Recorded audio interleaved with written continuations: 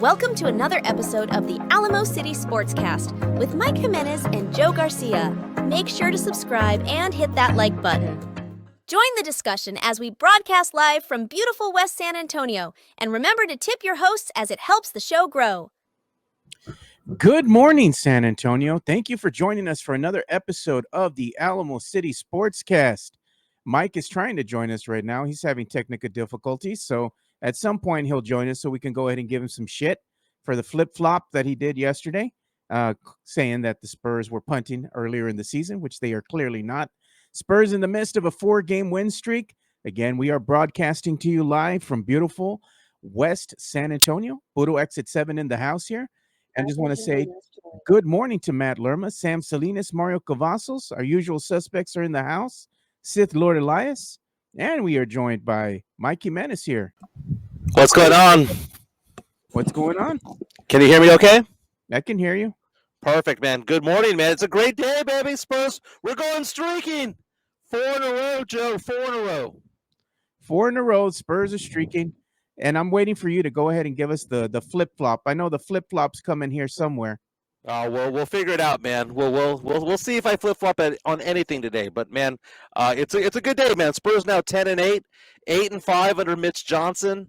Spurs winning without Vassell, winning without Sochan. Mitch Johnson doing an amazing job coaching right now. Whether or not you were a big fan of Pop or not, the fact of the matter is we're winning. We all should celebrate. We celebrate. We're celebrating the Spurs victory. The Spurs have a 4-game win streak, something that we have not seen as a Spurs fans for quite some time. Spurs fans are all excited this morning. I know I am as well. We haven't experienced this, as I said. It's a new feeling. Yes, it's okay to enjoy the win streak. I'm sure that, Spurs fans are still going at each other. They're going to be calling out the unfaithful, the flip-floppers, and everybody else that was shitting on the team early on in the season, and now they're doing great. And I know it's going to be coming, Mike. So what do you have to say about the win streak? Well, first of all, the win streak is impressive for a variety of different reasons. First and foremost, the offense now goes through Wemby. And that is the number one coaching change that Mitch Johnson has done. It's basically saying, look, you do realize that we have a unicorn over here. You do realize that we have a generational talent over here and that he should be shooting the ball 20, 25, 30 times a game. And I think that, you go back in time to talk about what makes this a good lineup. It's not the 5 best players. It's the 5 players that work best. And Champagny is doing good defensively. He's knocking down some threes from time to time. Harrison Barnes winning the Player of the Week for the Western Conference. Joe, you and I had a conversation before the show. Before I had technical difficulties, we had a conversation before the show, and we asked the question to each other: who's the starting lineup going to be 2 months from now? Because we know that Wemby's the starter. We know that CP3, if healthy, is a starter. We know that Harrison Barnes is the starter, which leaves us with 4 players: Sochan, Vassell, Castle, Champagny. 2 of them are going to start. 2 of them are coming off the bench. And Joe, you and I were going back and forth about this. And do you want to enlighten people as to what we came up with? Yeah, we're saying that maybe Sochan starts off the bench. You go ahead and insert, Stephon Castle. You leave him in the lineup right where he's at. Think he's earned that slot. Kid's playing amazing right now. And you go ahead and have Wemby starting. You have Chris Paul out there. You have Harrison Barnes. Of course, you're going to pair them with Wemby. So, I mean, that's a big dilemma that you have right now. Is Devin Vassell going to be inserted in the lineup? If he is, then you got to go ahead and sit Stephon Castle. No, you can't. What are you going to do? Castle's starter. They say in certain sports that you don't lose your starting position because of injury, right? But the Spurs aren't good enough to require that, right? If you are a good starter, you're a good starter. And it's funny because, the season evolves over time. And I'm of the belief that if Sochan was healthy and Vassell was healthy and Pop was coaching, this team wouldn't be 10-8. They're 10-8 because circumstances happen. Certain players stepped up. We had a young head coach come up and taken seriously. And it's funny because people reach out to me. It's funny what people say to me on Twitter versus what they say to me in person, right? They come after me on Twitter, but then they have a real conversation with me over the phone or by text message or by DM. And I'm not going to go off and say what people are saying. That they bag on me on Twitter, but man to man, they go, you know what, Jimenez, this is probably a lot of right in what you're saying. Fact of the matter is that myself in person. I haven't heard that in person yet. What's that? That you're right. They tell you you're right in person. Oh no, and I get nice phone calls from several people. I get DMs from people, and it's funny, but I'm not going to like share that. You know that those are all private conversations. But the fact of the matter is that circumstances changed. The circumstances changed, and the fact of the matter is that we have to take a look at it for what it is. What it is that we're seeing right now is a team rally around a young coach. We're seeing a young coach who nips things in the bud. He doesn't let things play out. You see, I tweeted yesterday, Joe, I love Mitch Johnson's timeouts. He doesn't let the game get away from it. He doesn't let the game get away. He calls timeouts to prevent runs from happening as opposed to letting the run happen. And a lot of people were offended when I said that Mitch Johnson's a better coach than Greg Popovich.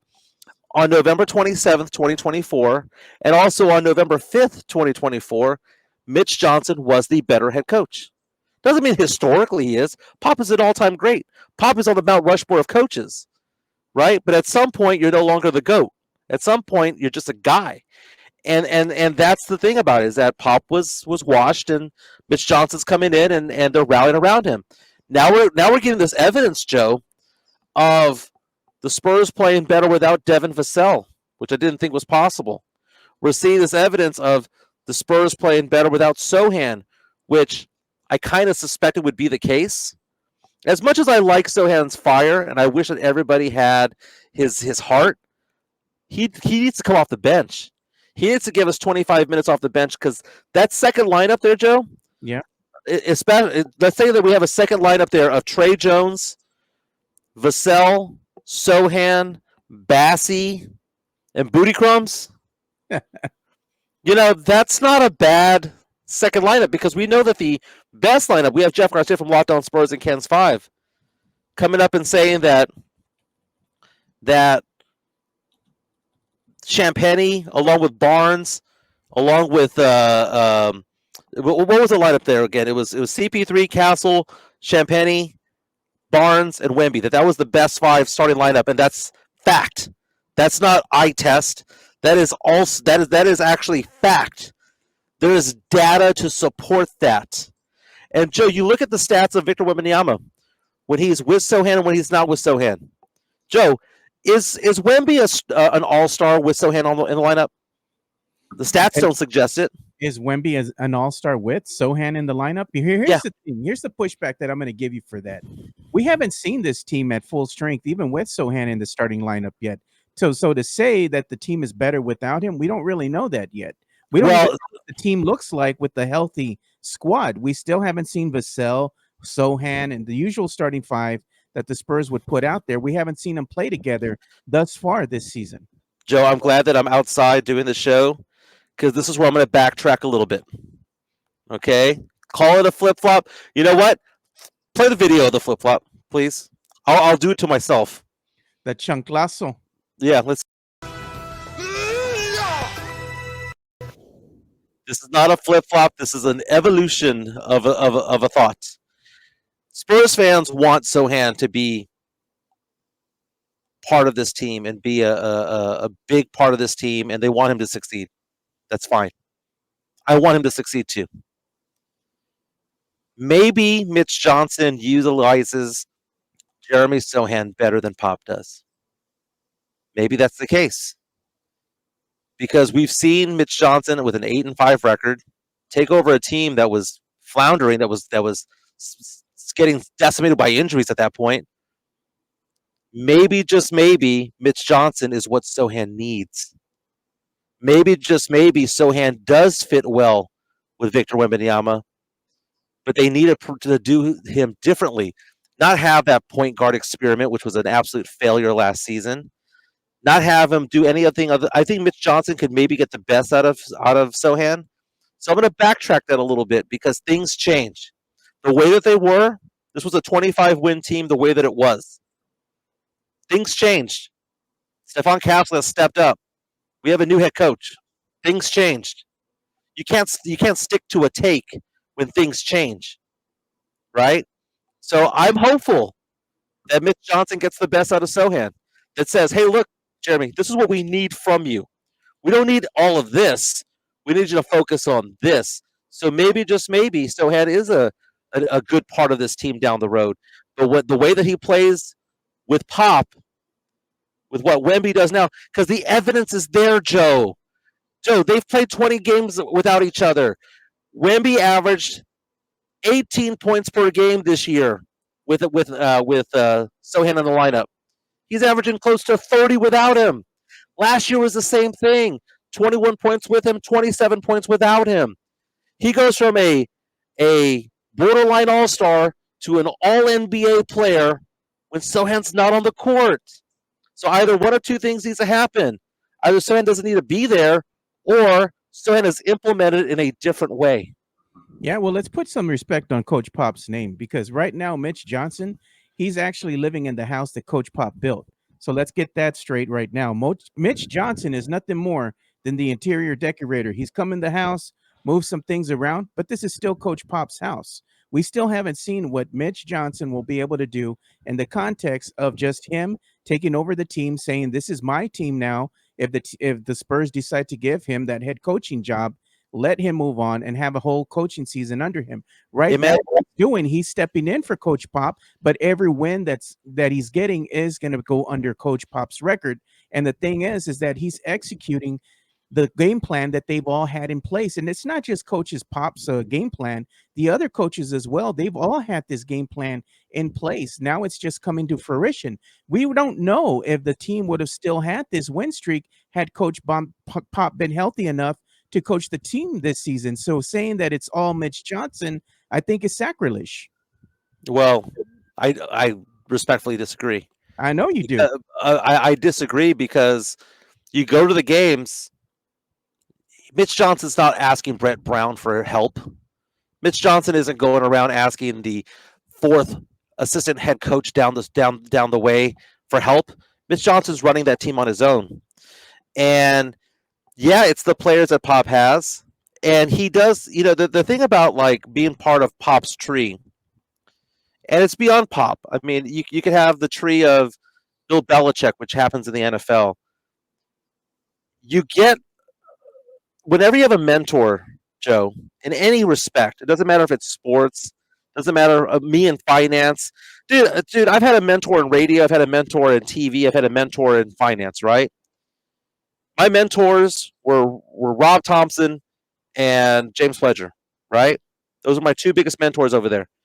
Did I do it exactly like them? No, but I got a foundation of them. When I was on TV, my mentor was Greg Simmons. My mentor was Brandon Ralston over at Ken's. The OG, triple OG, Greg Simmons. Did I do it like them? No. My mentors in finance are Robert Canali and people like that. Do I do it like them? No. But you get the foundation from them, and then you put your own spin to it, right? The foundation, obviously, of this team that you have with Mitch Johnson is obviously Pop. Pop is the foundation of what he's doing. But to go off and say that Mitch Johnson is not coaching his team, or it's by committee, that's disrespectful towards Mitch Johnson. Because Mitch Johnson is doing his own thing. He has the base, the framework is there, which was designed by Pop, which was designed by R.C. Buford and Brian Wright. That is true. That's actual and factual. He has that foundation. But to say that he's doing the exact same thing that Pop would have been doing is not true. He's calling timeouts differently. He's running different plays, running different lineups. He's doing it differently. He's taking the ingredients and making a whole different type of dish. That's what he's doing. We're seeing an emergence here of Stephon Castle. You talk about Castle. 20 points last night. He leapfrogged over 3 players yesterday, is now the third highest scoring rookie so far this season. I think it's like 11.6 points per game. What did we say he was going to average, Joe, before the season started? You and I both said the exact same number. He was going to average 12. We both said 12, so he's inching closer and closer to that. Right now, FanDuel has him at plus 750 when it comes to Rookie of the Year honors. The third best odds right now. NBA Rookie Ladder comes out today by NBA.com. I want to see where they place him. He better be in the top 5. He was at number 6 last week. He was unranked, went to number 10, was at number 6 as of last week. The guy is improving his shot. He plays great defense. And what I love about him is that he will do what it takes to win. If you need him to score, he'll go to try to score. If you need him to be the ball facilitator, he'll do that. You need him to lock down somebody on defense. He is the Swiss Army knife on this Spurs team. But whenever you have a Swiss Army knife type of player, like in baseball, they say that you're a jack of all trades but a master of none. That's not the case with Stephon Castle. He's a very good passer, very good ball handler. He can get to the bucket. He is a very good defender. He can do all sorts of things. He's like a 4 or 5 tool player. His shooting is improving. And his shot was never broken. Okay? You and I talked about this, Joe, and Fernandez was on Twitter asking about this, talking about how people said that he couldn't shoot. There's a different way of looking at it, in my eyes, is that his shot was never broken. It just needed to be tweaked. There's certain shots that you have out there that are so broken that you can tell that they have to rebuild the shot. Castle and Wemby, they just weren't going in. There was something off. It had to be tweaked, but the form was there. Castle, man, Castle's going to be an all-star at some point in his career. Be an all-star. He's a special kid. Even some of the other NBA veterans, they've all said that Stephon Castle, including LeBron James, said that there's going to be a special type of player. We do got an incoming super chat from the Drew Show. Thank you, Drew. We appreciate you supporting the show, man. Yeah, so he says Cardio Champagne's transition to Danny Green 2.0 has begun. Drew Show says Danny transferred his chi to Julian last night. 3-and-D Warrior. Double grito, por favor. Again, last night we saw Danny Green do the color analyst right there. He's now a new member of ESPN. He wanted the grito. He paid for the grito. Let's give the Drew Show what he's asking for.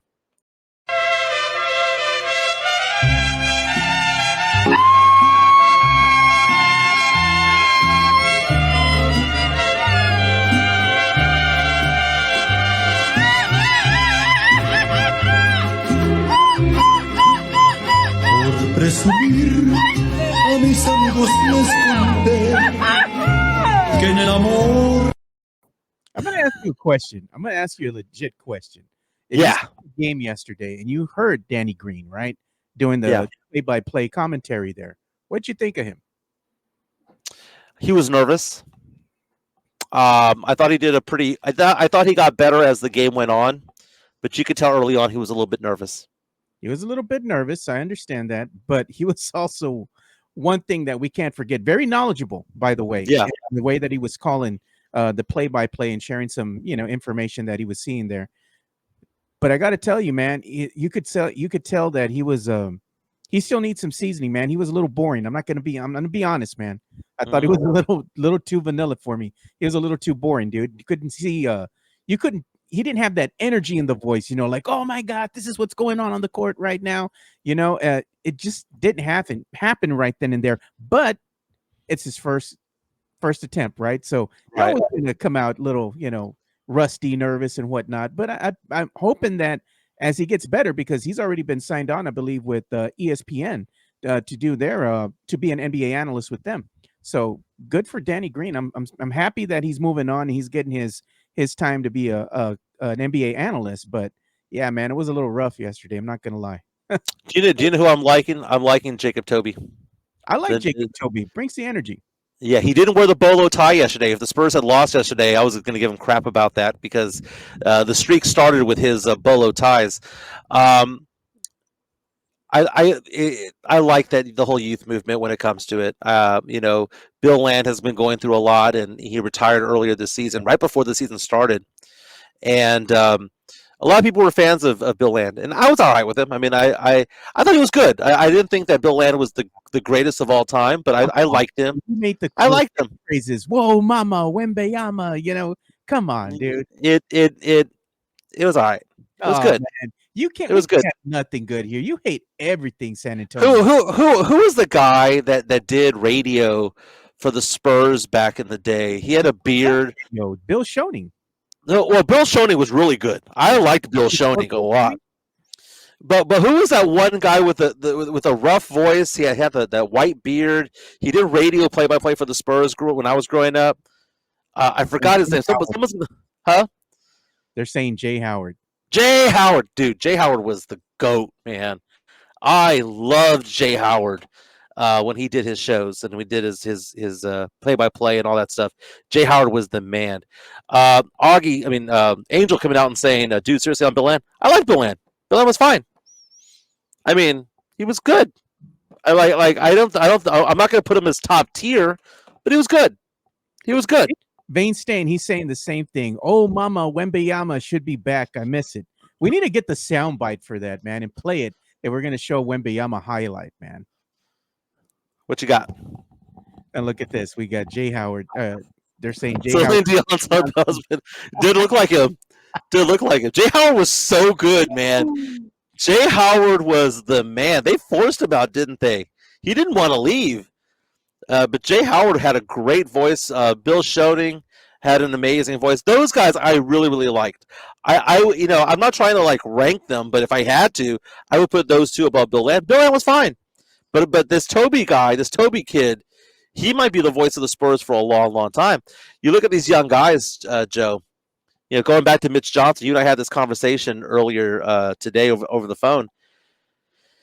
The idea that Spurs fans have of, well, let's have Mitch Johnson marinate for 2 more years. God, I see that all the time on Spurs Twitter. Let's have him marinate for 2 more years, and then we'll bring him in and all that stuff. Dude, do you know how many teams right now are salivating over Mitch Johnson right now? Oh, there's probably 4 or 5 teams that are looking over at the Spurs right now going, if you don't sign him, we will.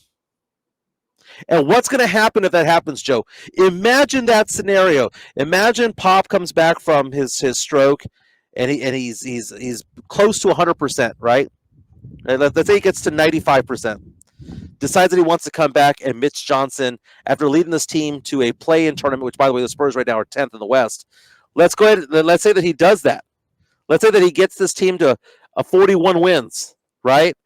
And we never thought that the Spurs would have a 500 record or better. Never thought they'd make the play-in tournament this year. Let's say that he does that, Joe. And then Mitch Johnson leaves. Why would the Spurs run the risk of that? The Drew Show says Jay Howard was San Antonio's own Ron Burgundy. He was. If there was a Ron Burgundy, it definitely was him. Man. And look at, we got Gert joining us from the Netherlands. Good to see you, Gert. Hope you're doing great, brother. By the way, I know he's been having some health-related issues, so I always get you in our thoughts and prayers, man. And Sean Quintero says about Mitch Johnson, they're throbbing for him. You got to retire that. That's disgusting, man. Dude, Mitch Johnson's throbbing as a coach right now, man. I don't know. 8-5 as a head coach. 8-5. 8-5. And that's the thing, Joe, is that as time comes up, one of the bad arguments that people have on Spurs Twitter or whatnot is that they'll say either A, we'll never know, or they'll say, but we don't have enough evidence. Right? That's what I get right now about Sochan being a bad fit with Wemby. We don't have enough evidence. Every game that goes by and Wemby's getting 30 points per game. Wemby, I'm going to call up his stats right now. Wemby's last 5 games. The dude's averaging 30 points, right? He's 23.6 points for the last 5 games. Last 10 games, right? 52% from the field, 43% from 3. Give me a 10-game stretch in which Wemby had a 52% from the field, 43% from 3, 77% from the free throw line, 10.3 rebounds, averaging 4 assists, 3.5 blocks, 1.5 steals, and just 1.9 fouls per game. And oh, by the way, last 7 games, Wemby's averaging 29.6 points. Yeah, this last game. Last 7 games, 29.6 points, Joe, including a 50-point game and a 30-point game. He plays like an all-pro right now with Sochan not out there. Let's see when he gets healthy again. January, you thinking that Sochan's going to be back? Let's see how Mitch Johnson puts him in the lineup. And maybe Mitch Johnson says, hey, Jeremy, How about we not shoot the ball 15 times? Why don't we let that other dude, the 7'4" guy, shoot the ball? Why don't you just go rebound? Go rebound, set picks, and play defense. How about that? Yeah, I mean, the thing with Mitch, though, Mitch is doing a great job in absence of one Coach Pop, but let's not forget again, that this isn't just all him. And they've said as much as well. Like, it's not just me. Other Spurs fans have said the same thing.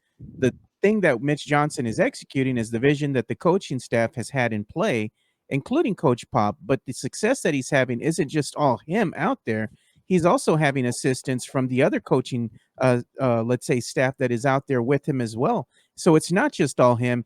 It's by committee, man. They're all wanting to go ahead and execute the vision that Coach Pop had. Mitch is putting his own spin on it, which he has the right to do. He's the acting head coach right now, the San Antonio Spurs. I'm happy with the way everything is going. I'm happy with the style of coaching, the coaching style that Mitch portrays out there on the court. He's in tune with these younger players. He's, younger coach. He is more animated. He's getting out there. He's more vocal, all these things. You love to see all that. But at the end of the day, again, this is something that has been built upon the foundation that Coach Pop has laid out.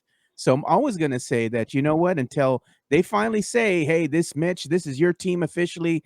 We've given you the reins. You're the head coach. This is still Coach Pop's vision. I still think it's sacrilege to say that Mitch is a better coach than Coach Pop. We don't know that for sure yet. It's still Coach. We're watching it. We're watching it. We're watching it. We're watching Pop's plan, Mike. That's the thing. Dude, Pop's vision has been 5 losing seasons in a row. 22-60, 22-60 last 2 seasons. Now, one of them was a tank season. One of them was a tank season. He was not, dude. Mitch Johnson is a better head coach on November 27, 2024 than Pop is. That's not sacrilegious. That is just gonna die on that obvious. You know what? People don't want to have hard truths. That's the thing. Who's Bill Belichick coaching right now? Bill Belichick, who's the GOAT of NFL coaching. Who's he coaching right now? Bygone era. I get that. That's why they're not going ahead and they're not having him on any coach right now, coaching any team right now. But the thing is, the Spurs do believe in Coach Pop, because if they didn't, he wouldn't be out there being the head coach of said team. Whether you like it or not, Mike, at the end of the day, if do you remember move away from him, you don't think they would have done that already? Do you remember The Athletic had a poll of all the coaches and players and front office people, and they asked the question, who is the best coach in the NBA this year? Not of all time. They would have said Pop and Phil Jackson and whatnot. And they were asking of this year, 2024. How many votes did Pop get from across the NBA? For people who say, Mike, you don't know ball. These are NBA executives. How many votes did he get? That I don't know. I haven't checked. Not a damn one. Not a damn one. There is nobody in NBA coaching circles that believe that Pop was a good coach anymore. And it's sad. And look at it this way. It happens to coaches the same way that it happens to players. Tony Parker was washed up when he ended his career, right? He was in Charlotte. He was washed up. David Robinson, 2003, limped. I'm glad that he went out a champion. He was washed as well, man. He was physically he was spent. He couldn't do anymore. If he wanted to play another season, he couldn't. He was done. He played and he won a championship. He went out on his own terms. He knew that this was going to be his last season. He had already said as much. Right. He won the championship. He won the chip and said, "That's it. Whether we win or lose, I'm going out." Right. But he was done. He was done. He was done. His back couldn't let him go anymore. Well, I will say this about Manu and Tim. Manu and Tim never appeared washed. They were not as good as they once were.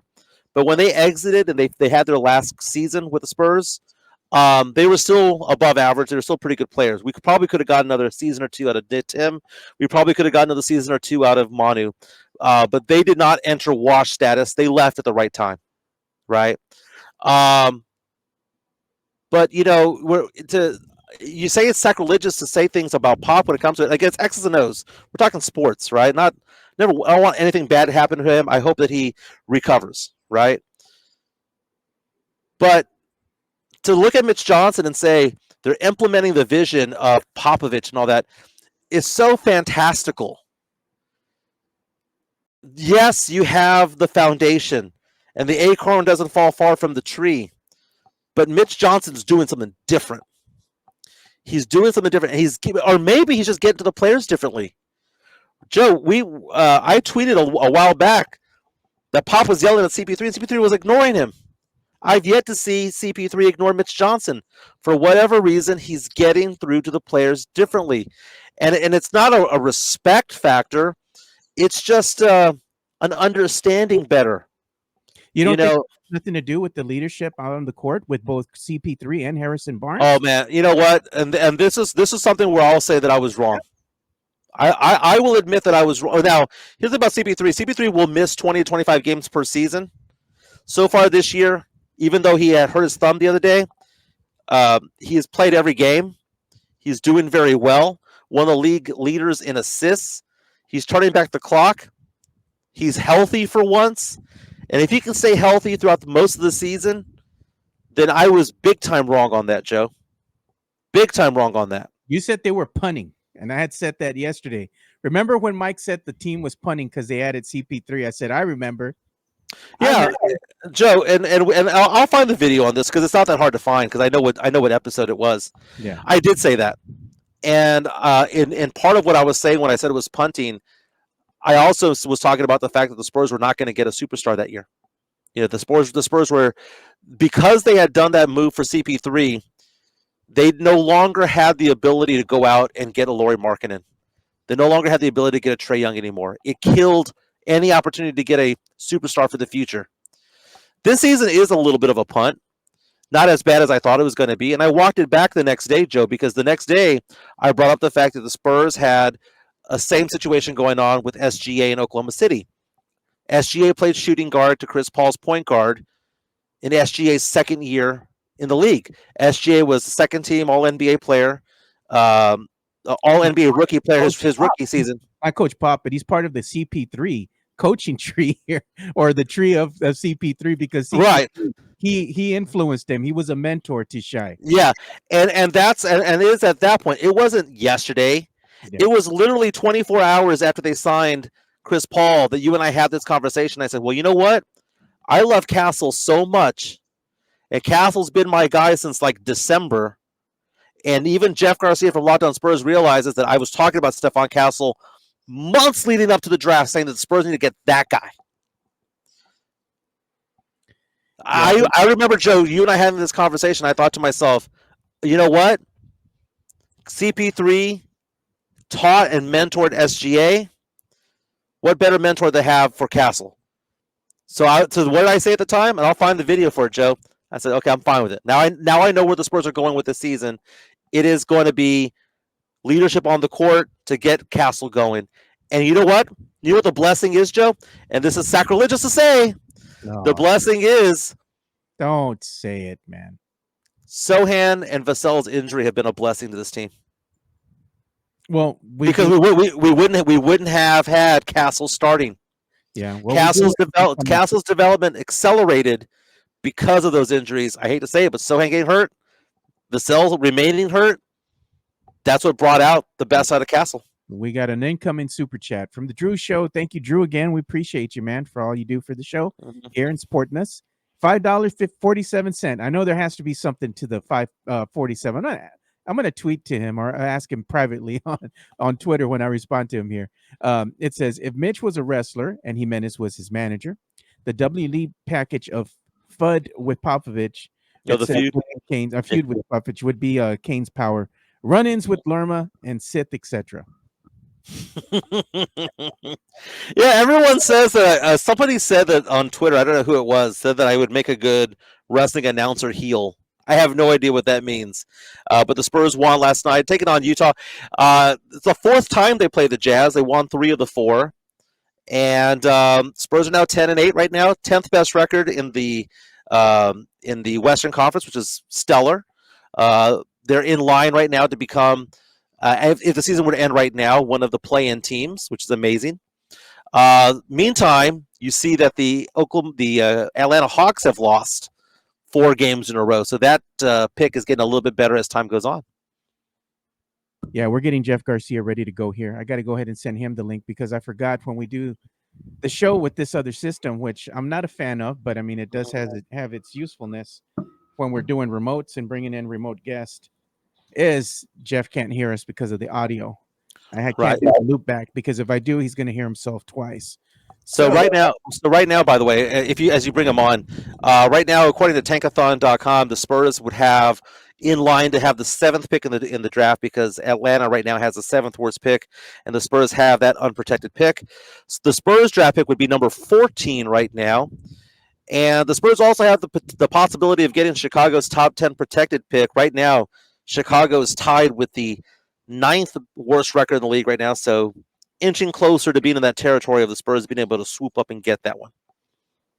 Yeah, I shared some information about the Spurs and their record currently right now and where they're standing as far as the Western Conference goes. Mm-hmm. Latest conference in NBA Western Conference standings have the Spurs as 10th overall in the Western Conference.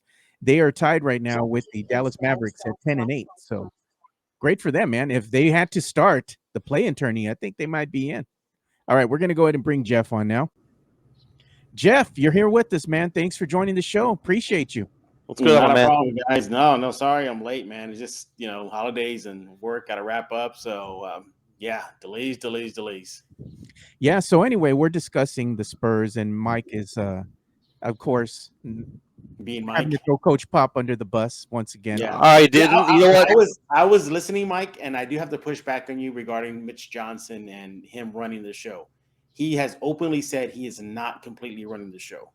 Yeah, because what else is he going to say? What else is he going to say? Well, what else is he going to say? He's going to lie. So you rather have your truth versus his truth? Yes, because what else is he going to say? What else is he going to say? Do you think Mitch Johnson's going to say? Do you think Mitch Johnson? You're listening to him.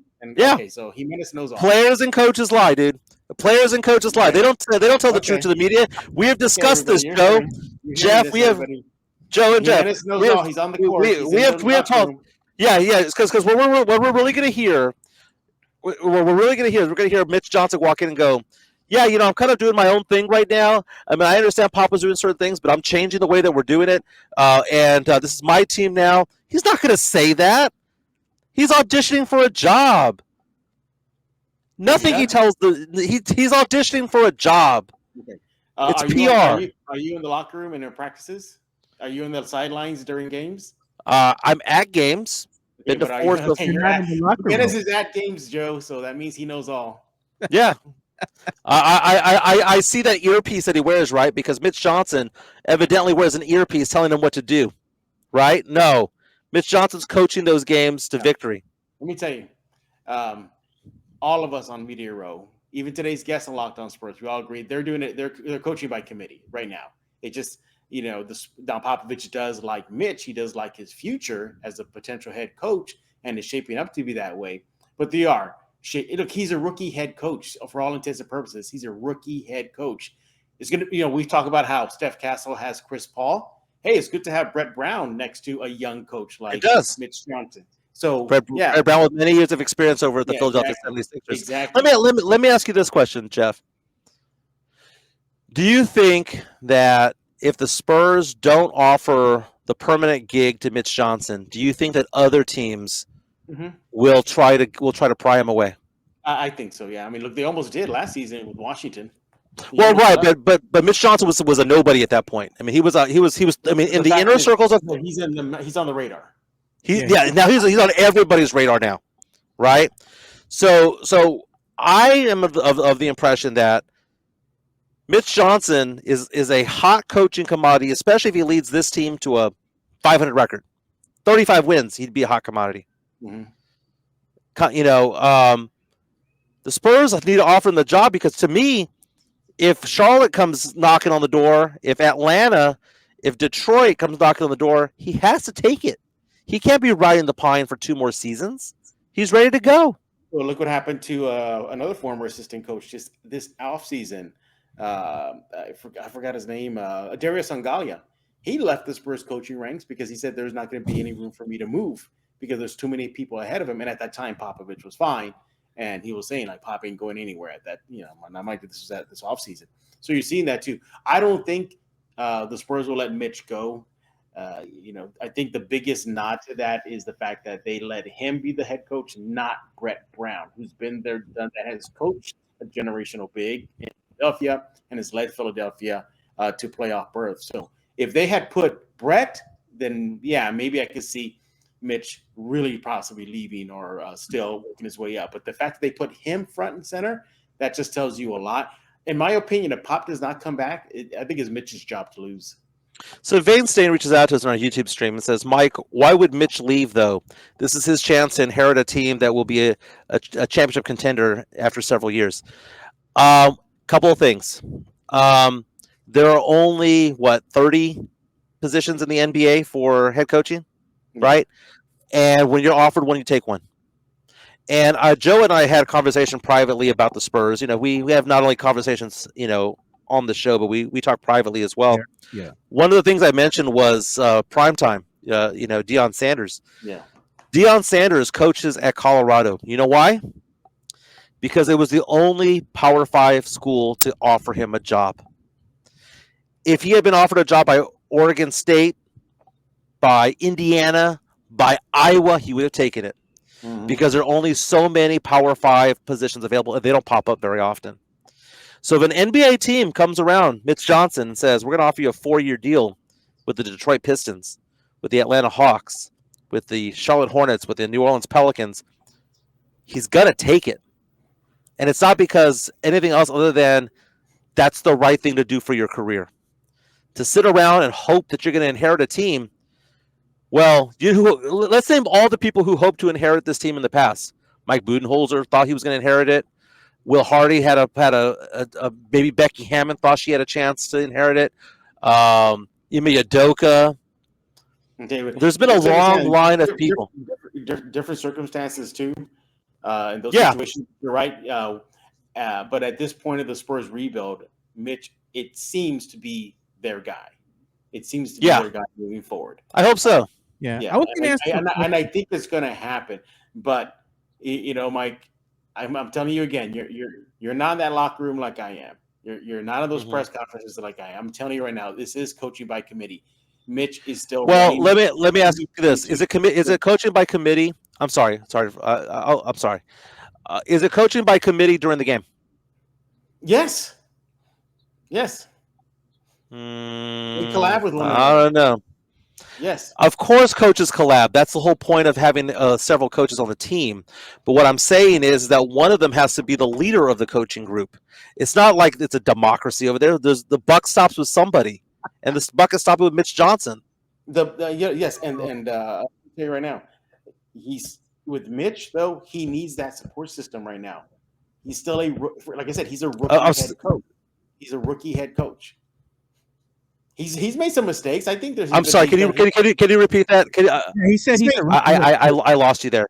He's still a rookie head coach, and he needs that support system. Now, yes, ultimately he has to make a decision. You're right. The buck does stop with him. However, he's not at the level of Pop yet, where he can just bypass that whole system and say, "I'm going to make the call. I don't need to hear what you have to say." Matt Nielsen, or at that time, Mitch Johnson. He still leans on them. And overall, though, Jimenez, I'm agree with you. I think it is his job to lose. It's his. I don't think the Spurs want to see another young coach leave. Look, it's not just a rebuild of players; it's a rebuild of coaching staff. Because whether Pop got sick or not, they're still going to have to cross that bridge eventually, and it was coming soon. Maybe that bridge just fell right now, and they have to address it. And we always said if they're going to hire, they may hire internally. Well, there's Mitch. He's not completely a rookie. He's worked on Team USA. He's been in Austin Spurs system. He's been with Pop system for how many years already? So, his time is shining. Right now, he is shining. Talking to Jeff Garcia from Locked On Spurs and Ken's 5. You can follow him at Jeff G Spurs Zone. More than 5,500 subscribers on YouTube. Congratulations on that, Jeff. We had a conversation, me and Joe, earlier, and thank you for bringing your knowledge. I see your comment right now. Sam Salinas saying not buying the coaching by committee during the game. It's not during the game. Like, in other words, Matt Nielsen is coming out on the sidelines and making the call. No, They definitely Right. communicate with one another. And Jeff, what I was trying to say is there's an alpha in the coaching room at some point. And during the game, they're giving the keys to the car to Mitch Johnson. Every single head coach, Greg Popovich included, relies on their assistant coaches. And it's a collaborative effort every way. So, because if you're going to say that Mitch Johnson is coaching by committee, all coaches coach by committee somehow, some way. Right? They relied on Ime, they relied on Becky, they relied on all these coaches over the years. Chip Anglin back in the day. You rely on your assistant coaches for things, but during the game, there's only one person making decisions. And Mitch Johnson is doing a fantastic job making those decisions. My favorite thing that he does is that he stops the other team from going on a run because he calls timeouts when the other team's on a 4-0 run. Pop will let that go to a 10-0 run, and it pissed me off. And so many Spurs fans have privately reached out to me in person and in public, person and in DMs, going, "Hey man, I like what he's doing there with those timeouts." Which we were talking earlier, Jeff. I don't know if you caught this part of the show. We're talking about the fact that we believe, Joe and I, that there are 3 starters on this team that are set in stone. Right? Set in stone. That's Wemby, that's CP3, that's Harrison Barnes. Like, they're the 3 starters of this team. 2 months from now, let's say the Spurs are 100% healthy. You got 2 starting positions available. You got Sochan, Vassell, Champagny, and Castle. You're the coach, Jeff. Yeah. Pick the 2 you want to start. Pick the 2 I want to start. As much as many people want to point to Champagny going to the bench, I think you got to keep him out there because he's a spacer. That guy can make some space. So, yeah. So you got Sochan coming back, and then Vassell. Well, Vassell's coming back tonight. He's making his return. I think tonight he'll probably be in a minutes restriction and coming off that bench. Eventually, if he does shake things up, yeah. I think you're gonna have to move Castle to the bench. Hey, I got an incoming chat here from one of our good friends of the show here, good friend of mine, Steady, with the Countdown City Geeks. Thank you for your comment here. He says, "I knew the vets would help out this team eventually, but I didn't see it happening this soon. I expected the learning curve to take longer." And I think that's one of the things that we as Spurs fans need to give credit to. Sorry, I'm laughing at I'm sorry, I'm laughing at what Mexican Jr. had to say. It says Mike has so many secret DMs that will never come to light. No, but I mean, think about it, Jimenez. Anybody can say that. I'm going to make it up right now too. Hey, you know what? I have so many secret DMs with the Spurs coaching staff. Let me tell you. No, but I can do it. You know what's funny? It's funny. Last night. I'm sorry. Go ahead, Jeff. I was just saying that the addition of the veterans, Chris Paul and Harrison Barnes, is actually paying off for the San Antonio Spurs, because it seems like, quite honestly, this was the missing piece to the puzzle here, that the Spurs needed some leadership out there on the court. And now that they have it in Chris Paul and Harrison Barnes, you're seeing that come to fruition, that the team is noticeably better, and they're able to go ahead and close out games and come back from double deficits, when they're down by 20 points, 10 points, what have you, because of the leadership of these veterans. Yeah, you know what? Champagny summed it up pretty nicely after the win versus Utah. Basically, he said, in sum, it's maturity and 2 vets on the team. And that's pretty much it right there. That's it. This team has matured. They're for the most part, most of them have come back and stayed together from last year's team. Not a complete running it back, but almost to it. Champagny, Sochan, Keldon, Vassell, Wemby, Malachi, Blake, Trey. For the most part, Mamu. It's pretty much the same team. So you bring their experience. They got clobbered left and right last season. Learn some valuable lessons. Now you throw in Barnes and CP3 out there. Yeah, that makes a world of difference.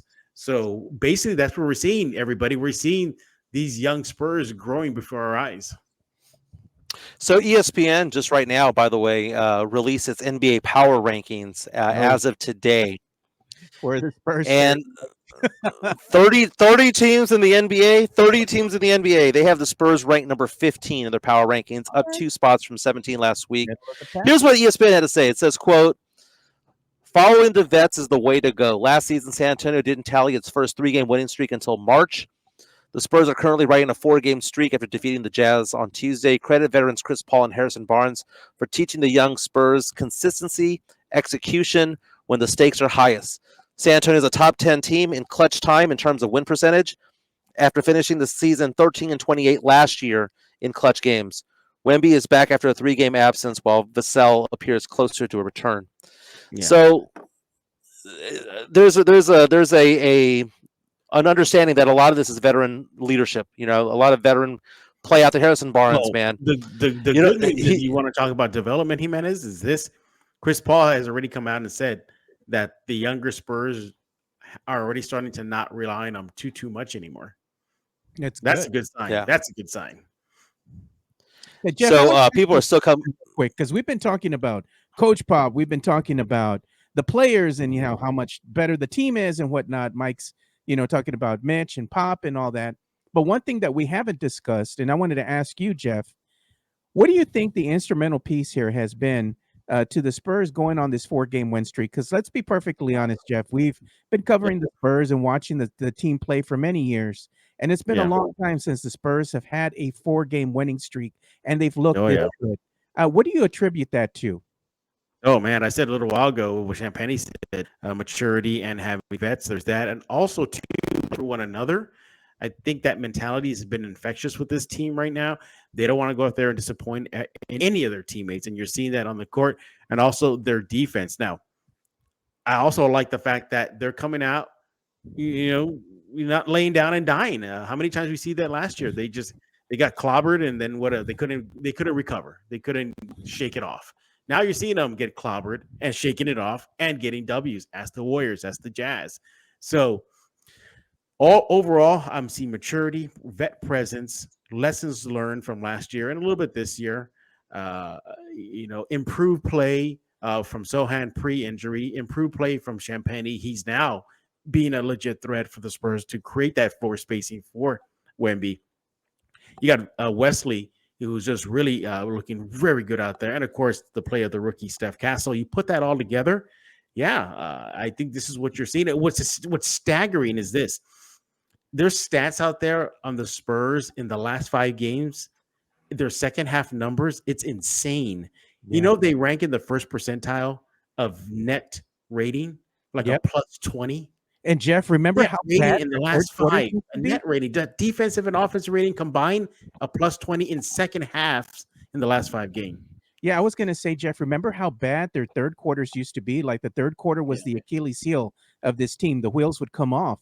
That has not been the case this season. Like you were saying, in that second half, I mean, they've just been playing really solid basketball coming out and even getting themselves back into games that they've been down 20 points or 13, 14 points. And also you're seeing a bigger commitment to defense this year. I mean, huge. I mean, sure, it helps having Wemby and now I guess Castle emerging. Again, ask Steph Curry about Castle's defense. Yeah, Gregory Castillo here. He put a comment in here, Jeff. He says that he attributes the new streak here to the new starting lineup.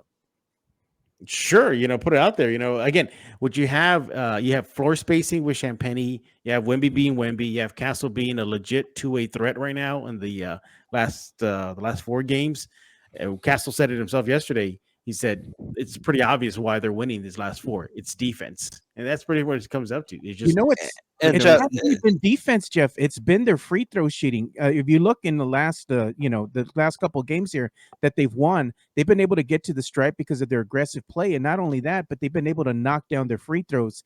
And in some of these closer games, the free throws are going to be instrumental, I think, in pushing them beyond that 4-game win streak. They could go 5 or 6 games if they keep shooting the ball well from the stripe. You're gonna say Jimenez? Go ahead, Mike. I like exactly what Joe was saying, that it's the little things, man. It's cleaning up the turnovers a little bit. It's the free throws. One thing I asked you the question earlier about, like, who's going to start for this team when the team is fully healthy. And we got a comment a few minutes ago from somebody, Gregory Castillo, welcome to the show, saying that it's the Spurs lineup. And I'm looking at the stats right now of Stephon Castle. Stephon Castle has started 11 games for the Spurs, and the Spurs have done well in those 11 games. He has had double figures in points 10 games in a row, averaging 16.1 points per game in that 10-game span. You can't take Castle out of the lineup anymore. And as much as we love Vassell, as much as we love Sochan, the fact of the matter is that there's 2 stars on this team, and it ain't Vassell and it ain't Sochan. The stars on this team are Wemby and Castle, and that's it. But Hey, Those look, are the Mitch Johnson flat out said last night after the win that the second unit is becoming a weapon for them. Now imagine if it's bolstered with a healthy Sochan and a healthy Vassell. That would be amazing. That would be amazing. But I think I might see a return to what the projected starting lineup was. My only thing is that if they go to that, I would like to see Champagne stay there because he's a floor spacer. If they go with that, what there was projected to be the starting five to start opening night, there's not much floor spacing with that. Jeff, by the way, NBA.com just released its rookie ladder. Yeah. Where do you think they have Castle? Top 5. There was 6 last week. Where do you think he is now? Give me a number. 5. NBA.com now lists Stephon Castle as their second best rookie in the NBA right now. There it is. Behind Jared McCain. This just got posted 30 minutes ago. It says this is what NBA.com had to say about Stephon Castle. It says, quote, "It's cute to hear one 20-year-old praising another 20-year-old for his maturity." Talking about Wemby praising Castle for being a mature player out there. And they're saying that the Spurs are relying on him more. It's a big climb this week. But the Spurs are posting numbers, and the Spurs are winning games, and therefore the stock of Castle goes up. And Joe and I had this conversation before the show started. You know, the other person that's in the mix for potentially for Rookie of the Year is Jared McCain, right? Jared McCain plays for the 76ers, averaging 16.6 points per game, which is great, right? But he's averaging 16 points per game on a team that might be 40 games under 500. If Castle is a starter for 60, 70 games on a team that goes 500, makes the play-in tournament, and is averaging 13, 14 points per game, I think that is more impressive than starring for a team that is 40 games under 500 that, you know, somebody had to score, you know. I think Castle has a legit chance of winning Rookie of the Year, and I think as time goes on, I think come February or so, something is going to happen. There's going to be a play. We saw this last year when Wemby blocked Chet Holmgren. There was that iconic play, took his soul. Yeah. I think that Castle's going to have a play like that. It could be a dunk. It could be a block on a superstar. Maybe he stuffs living crap out of Luka. Maybe he blocks something's going to happen where everyone's going to pay attention and go, wait a minute, that guy is the Rookie of the Year. Hey, he did block Shy near the end of the game when they had under the basket. Yeah. Hey, you know what I was going to say? I saw this yesterday, and I saw Stephon Castle maturing, and it was funny to see because there was a play where the Spurs were coming up the court, and right beyond the arc, right, you have Zach Collins setting up, and he's looking straight at Stephon Castle, and he's going like this with his hands. Give me the ball, give me the ball, give me the ball. And Stephon Castle looks right over him, and he just ignored him, and he's like, no, I got this, fool. And immediately he goes and makes his move to the basket. He's aggressive, easy layup, 2 points. If he would have passed that to Collins, he would have bricked the shit out of the ball. You know, so to me, that's maturity right there. He's like, why am I going to give you the ball? You're not even You're not in position. You're not doing anything right now that's going to be conducive to getting a good shot. The lane's wide open. I can see that because the kid has good court vision. And he's like, they can't hold me. So I'm going to go ahead and get an easy deuce. Sure enough, he did. He's making the right decisions at the right time, man. Zach Collins is still booty crumbs, in my opinion. Jeff Garcia, imagine if the Spurs had 2 Rookies of the Year. Someone's asking the question, has any team ever gone back-to-back with Rookie of the Years? I don't think that's ever happened. So. Yeah, I don't think that's ever happened. No, it did happen. 2014-15 season and the 2015-16 season. Minnesota Timberwolves had Andrew Wiggins win it and then Karl Anthony Towns. No. I was gonna for some reason I was gonna guess Shaq and Penny in Orlando, but they weren't. Were they back-to-back rookies? Like rookie one year, then Shaq and Penny. Did they win it like that? I don't remember. Yeah, I think it was one season, the other one at the previous season. Okay.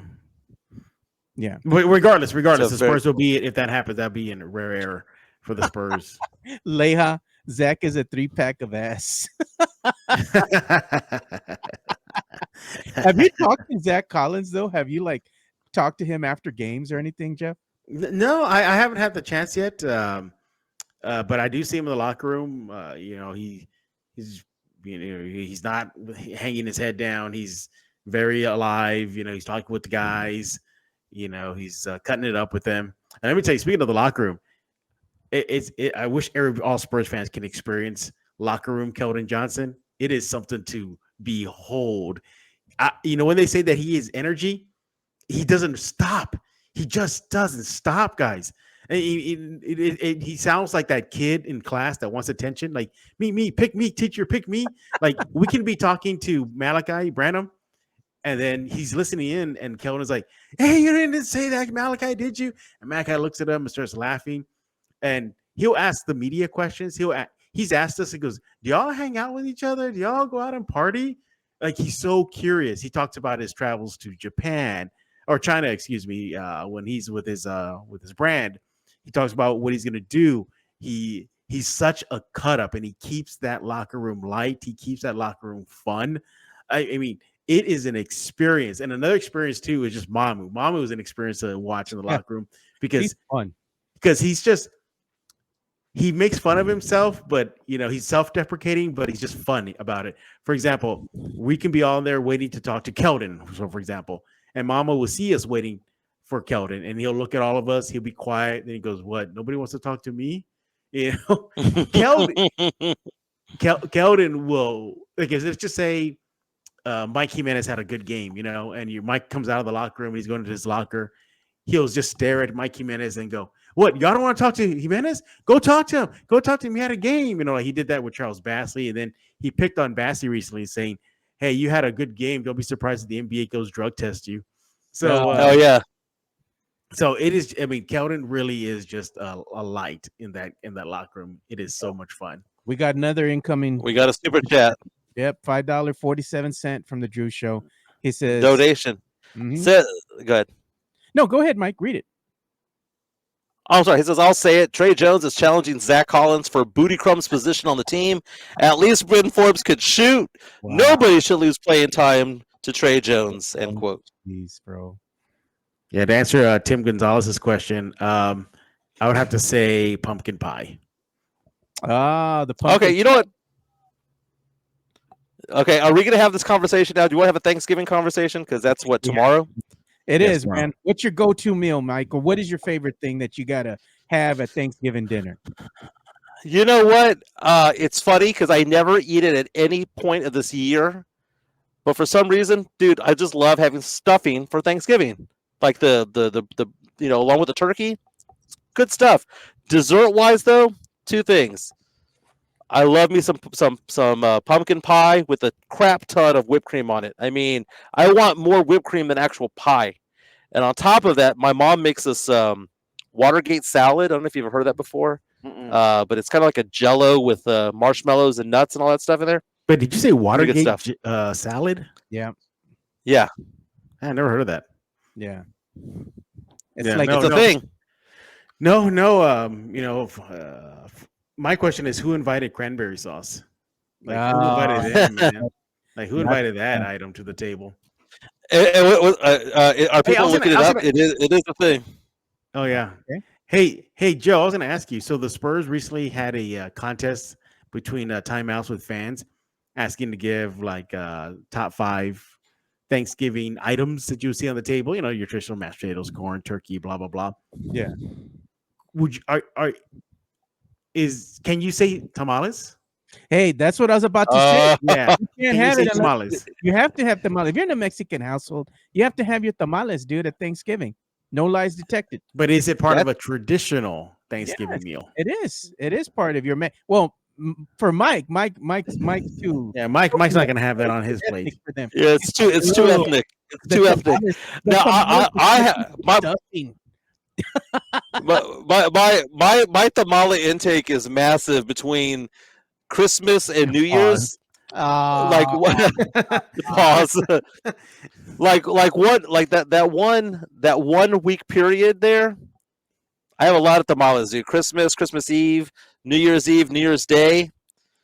But the idea of having tamales at any other part of the season other than December and January 1, Just don't feel it, man. You Just can't don't go feel in it. there and order from the tamale people. They speak nothing but Spanish. ¿Qué tantos quieren? Yeah. You know, docenas, you know, this and that. They're asking you how many dozens you want. It's, I you know. know, for No, right. look, Mike would have to lean on me to talk Spanish with him in Exactly, those bro. things. You don't know the no, I just point. Boil. Okay, let me ask you this, Joe. Joe, here's the thing about tamales. Here's my hot take about tamales.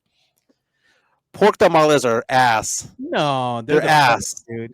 Pork tamales are ass. But you know what? The chicken ones, the No. bean and cheese ones, No, no wonder why you get the Mexican card pulled. the what's it called? The green salsa ones. Oh my god, dude, those are good. The pork ones, they're kind of basic, man. They're kind of basic. I just got Joe, tired of them. handle your co-host here. I mean, that's where you going to get those, man. Doesn't matter if it's Delia's or the places on Culebra Road, dude. It doesn't matter. Cracker Barrel. Yeah, dude, for real. Do they have tamales at Cracker Barrel? You order That'd be awesome if they did. The Las Palapas tamales, dude. Come on, man. Dude, it's ass, dude. The best tamales are the ones that are not pork. You gotta have. I'm not saying that okay, first of all, I'm not saying that I don't like tamales because I do like tamales. What I'm saying is I like the different flavored tamales. I don't like the basic one that everyone eats. You're gonna be the guy that they invite to Thanksgiving dinner, and you're gonna show up with a white person dish, man. Like Jimenez's picks are the sugar tamales. Sure. What are sugar tamales? Is that a thing? It is. Is deep fried tamales a thing also? Is it like the tech? It's like it's a dessert tamale. You know what, man? My Mexican Junior says pork tamales are awesome, especially with the spicy ones. Jimenez eating those tamales from Walmart. No, we get them from Delicious Tamales on the west side. Tamale right here off of Marbach is legit, bro. I ain't gonna lie, man. Dude, no, I like some of the tamales. The ones that are not pork. I like the other ones. We got a $2 super chatting coming from the Drew Show. He says chancla for saying pork tamales is ass, so white. So he's that is very white, man. That's very white. Yeah, man. Mike's just showing his true colors, Jeff, right there. Yeah. I'm telling you, man, he buys them from Cracker Barrel. He probably does. That's where he gets it. That's where he gets his tamales from, Cracker Barrel. Man, you have tell me, Jeff. You know this is a fact, right? If you have to go and get your tamales from a store or whatever, it's all right, you know, depending on where you're getting them from. But the legit tamales are the ones you get from people selling them from the parking lot or on the corner of the street, corner of the street, yeah. Yeah, man. Yeah, or grandma makes them, something like that, you know. Or a friend of a friend. Hey, my friend is making tamales. You want to buy a dozen tamales? You know, Jimenez gets them from his neighbor, and that neighbor is John Smith. Chris Gonzalez said I put raisins in tamales. Okay.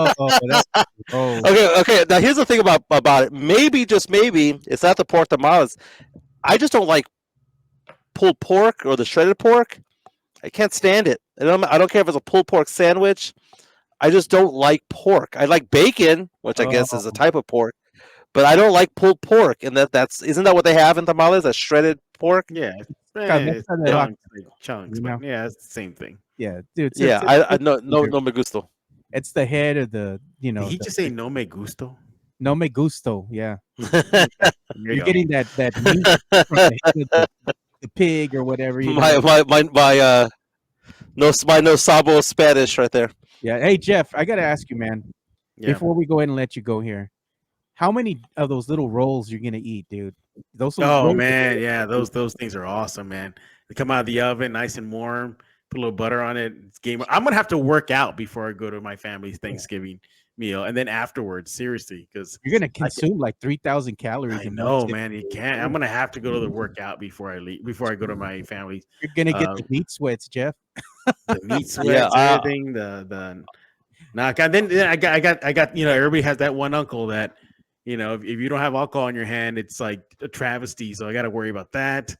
They're gonna give you some tequila. You know they're gonna give you something. Yeah, they're gonna give you the tequila, or you know, just whatever. We're gonna have it at my cousin's house, and her and her husband, they have a full bar stashed with just liquor and alcohol. So I'm gonna walk it in. I know my uncle's gonna be like, here, what's your poison, beer or liquor? I'm gonna go with the liquor. Go with the liquor, man. Yeah, I'm gonna go with the liquor. Yeah. Sam Salinas asking if we're going to do a Thanksgiving morning 5K run. Anyone? I am. Oh, not me. I'm going to be running tomorrow. 5K tomorrow. Hey, Jimenez, 5K tomorrow. Streets are saying that you still can beat Leja in a race, and you got more speed than him. Well, December 8th, I'm going to be doing a half marathon. So if he wants to beat my time, Are you calling Leja right now? Yes. Remember, if my legs are up for it, I'm gonna run that half marathon, baby. Calling out Leja right now. Wow.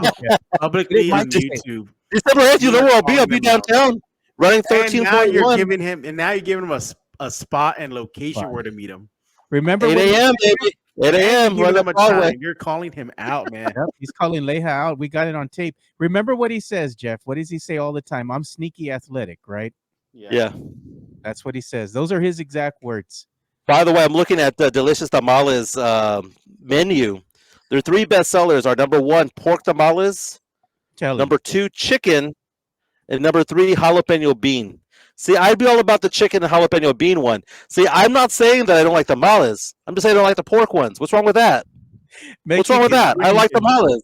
Look what Mexican Junior says, Jeff. We need to do a pickup b-ball game going over the holidays so we can see those Jimenez point guard skills. That's right. Yeah, listen up, everybody. Listen up. Okay, so this is just in sum what Jimenez has done this week, and then a little extra from overall. He's taking credit for getting a Spurs jersey retired for a Spurs player. Okay, I've done that before. Yeah, yeah. See, there he is. Okay, he's tripled down on Leja today, calling him out, saying he's faster and can outpace him and run him in a marathon. Athletic. Yeah. Okay, more athletic. Right. Exactly. Yeah. Apparently, because he's at games and sits from his seat at the Frost Center, he knows exactly what Mitch Johnson is doing and the coaching staff. So there's that. Yeah. Yeah. See, there is that. All right. And according to Jimenez, I'm glad that you listen. And according to Jimenez, he dated a stripper. More unknowingly. Maybe more than one. No, just one. Just one unknowingly, though. That's not what unknowingly. Homegirl was from Giorgio's. She was for the streets apparently, and I did not. And I did not know. I did not know. Jeff Garcia from Locked On Spurs, Kansas 5. What are you working on today, my man? Well, I'm going to try to clean up some stuff before the Thanksgiving break.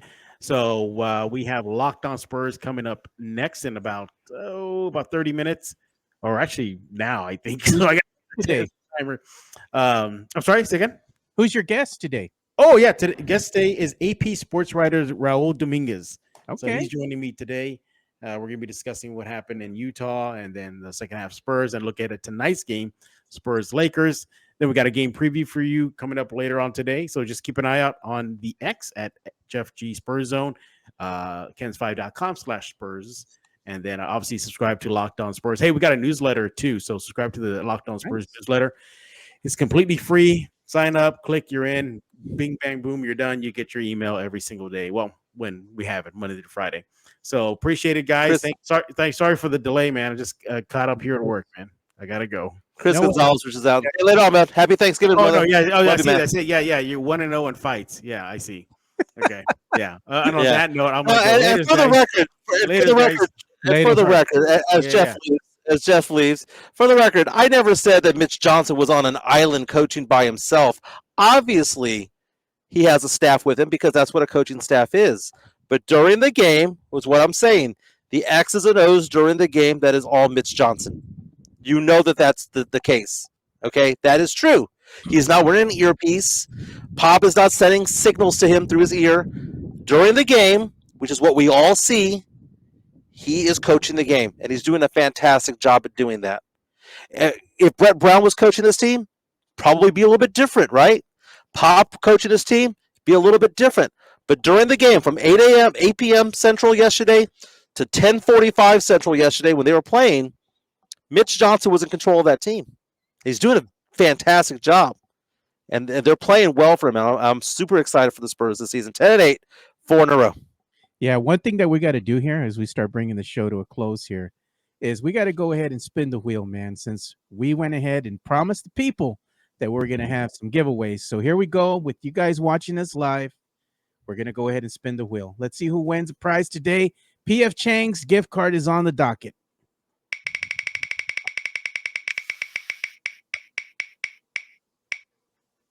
Bear County Social Apparel is the winner of the 25 Shanks gift card. So congratulations to them. We'll go ahead and get in contact with them via the X. So thank you for everybody who's been watching the show, because again, we are going to reward you guys for watching us and supporting us. So thank you so much for all your support, comments, super chats, giving us a like. We'd appreciate if you can give the show a like on your way out here. We greatly appreciate the support. It helps the show grow.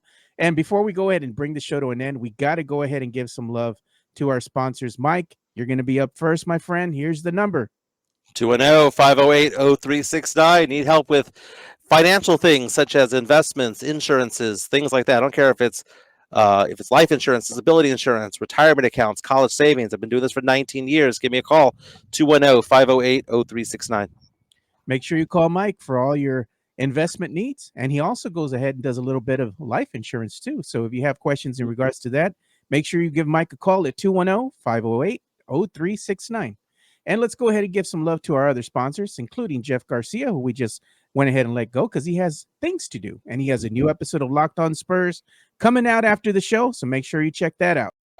Locked On Spurs is your daily Spurs podcast, hosted by Jeff Garcia, the lead Spurs writer for Ken's 5 San Antonio. Jeff has a healthy plethora of guests all the time on the Locked On Spurs podcast. You can also follow Jeff on threads at Jeff G Ken's 5 SA. You can also follow Jeff on Twitter at Jeff G Spurs Zone. So make sure you go ahead and give Jeff a follow not only on threads and Twitter, but also on YouTube at youtube.com/@Locked On Spurs. This is where you're going to be able to find the replay of the Locked On Spurs podcast. Make sure to like, subscribe, and share.